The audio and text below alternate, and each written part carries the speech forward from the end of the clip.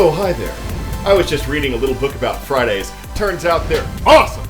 Welcome to CNN 10. My name is Carl Azus. It's great to have you watching. We start today with some not so good news about the U.S. economy. Initial jobless claims are up. What does that mean? Why does it matter? Also known as first-time unemployment claims, this is a number of Americans who are asking for government assistance because they just lost their jobs in layoffs or business cutbacks. The number is recorded weekly, and the U.S. government says last week 965,000 people filed for first-time unemployment benefits. The week before, that had been done by 784,000 Americans. It's not the highest level it's ever seen. When the shutdowns peaked last March and April, the government says more than 6 million people filed initial jobless claims during 2 back-to-back weeks. But when you consider that the number averaged around 200,000 weekly in 2019, you can see how last week's measurement that approached 1 million is considerably higher. One prominent economist says part of the reason for the increase was the fact that a second stimulus package was passed in late December. That probably caused more people to apply for government benefits, raising the jobless claims number. Another economic indicator, the U.S. stock market, has seen pretty steady growth since November, so that's a good sign. 10-second trivia. Which of these historic figures was given the name Michael when he was born in 1929? Martin Luther King Jr., Michael Jordan, Mark Twain, or Thurgood Marshall? Michael King Jr. was the birth name of the civil rights leader born in Atlanta, Georgia. The birth date of Dr. Martin Luther King Jr. was January 15, 1929, and that date became a holiday in some American cities and states in the years after he was assassinated. But when legislation was signed in 1983, making Martin Luther King Jr. Day a federal holiday, it was scheduled to be observed on the third Monday in January, and it's been that way since the first national observance in 1986. Though federal employees and many other Americans don't have to work on Martin Luther King Day, the U.S. government recognizes this as a day of service, a day on, not a day off, with the goal of encouraging Americans to volunteer to improve their communities. It's usually marked by speeches, marches, and other events attended by civil rights leaders and U.S. political figures. Dr. King, an American Baptist minister, felt that peaceful events like marches were the best way to achieve civil rights for African Americans. He founded the Southern Christian Leadership Conference in 1957. He led the March on Washington in 1963, where he delivered his famous I Have a Dream speech, and he was awarded the Nobel Peace Prize the next year. Historians have recorded a number of controversies associated with the civil rights leader, but the man who in 1963 famously said that segregation and discrimination had kept Black Americans from being free was himself awarded the Presidential Medal of Freedom 9 years after his assassination in 1968. And in honor of his civil rights accomplishments, we have a special feature on Martin Luther King starting right now. CNN 10 is collaborating with the AT&T Youth Voices Collective to help amplify youth voices. So today, in commemoration of Dr. Martin Luther King Jr., we'd like to welcome the students of the Harvard Diversity Project to share portions of some of Dr. King's most famous and influential speeches. The Harvard Diversity Project, based in Dr. King's own hometown of Atlanta, is a pipeline program that recruits, trains, and matriculates highly motivated Black youth into a summer debate residency at Harvard. Let's hear from the students.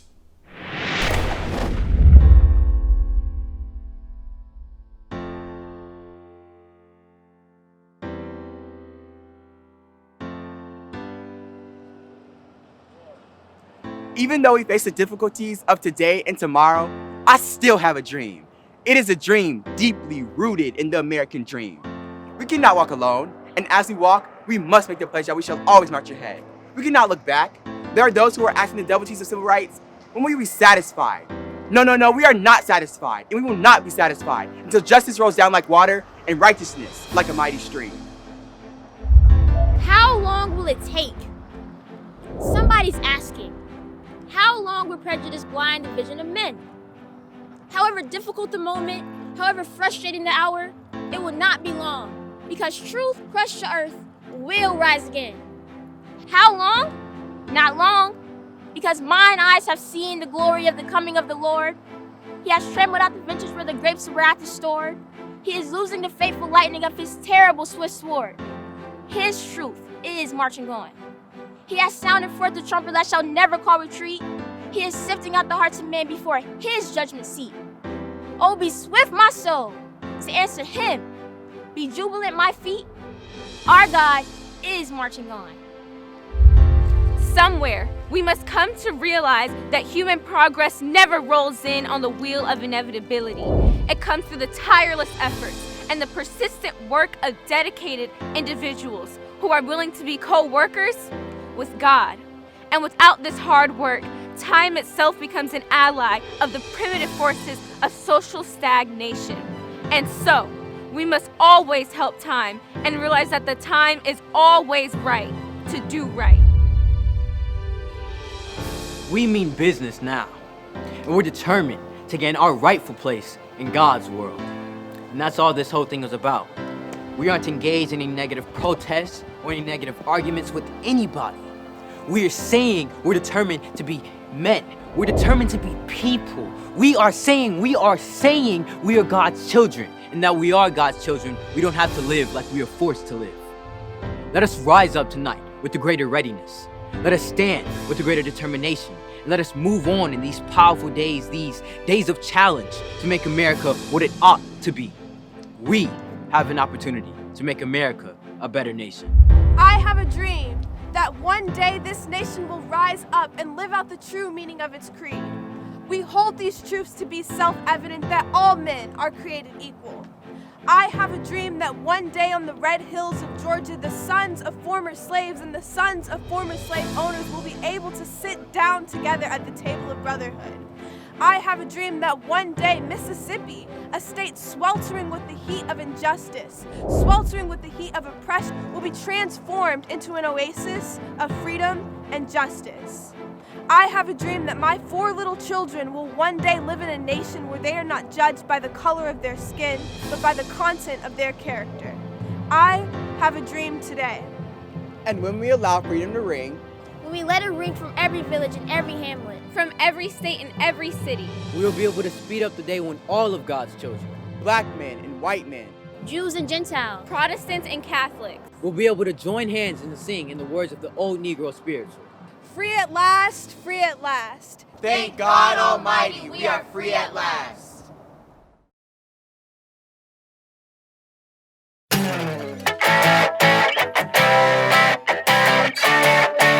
Well, if you've ever thought, man, I know we have a machine to wash dishes, but I really wish there were a robot that could load them, the electronics company Samsung may have your solution. It was unveiled at this year's Consumer Electronics Show. It's called the Bot Handy, and not only can it load the dishwasher, it can load your laundry too.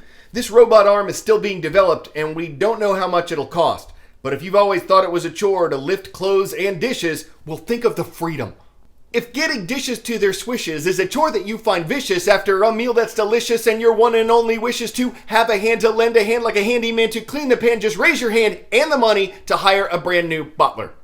I'm Carl Azus. Before we part for the weekend, we are visiting Washington Park High School. It's in Racine, Wisconsin. It's great to have you subscribing and commenting on YouTube. We will be off the air Monday for the Martin Luther King Jr. holiday, so we will see you again on Tuesday the 19th. That's a wrap for this week's CNN.